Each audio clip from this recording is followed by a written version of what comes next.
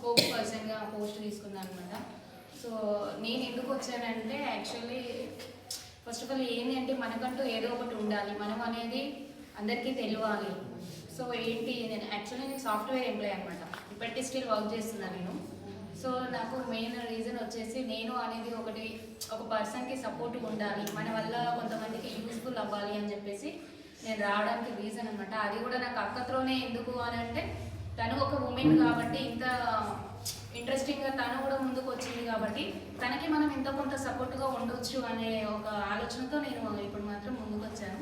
అది ఏ విధంగా అనేది అయితే నాకు తెలియదు, చేయాలి తనకంటూ ఏదో ఒకటి సపోర్ట్గా ఉండి ఇంకా కొంతమంది మన దగ్గరికి రావాలి, వాళ్ళకంటూ కూడా ఏదో ఒకటి చూసుకొని ఇతరులకు కూడా ఏదో ఒకటి చేయాలి అన్న ధీమాతో నేను ఇందులోకి వచ్చాను అనమాట.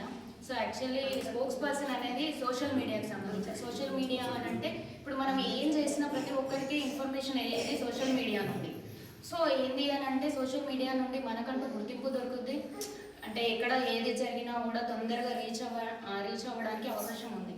సో దానివల్ల నేను సోషల్ మీడియా నుండి స్పోక్స్ పర్సన్గా పోస్ట్ తీసుకున్నా.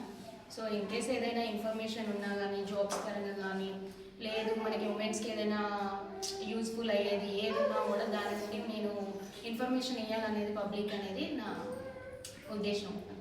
ఓకే అండి.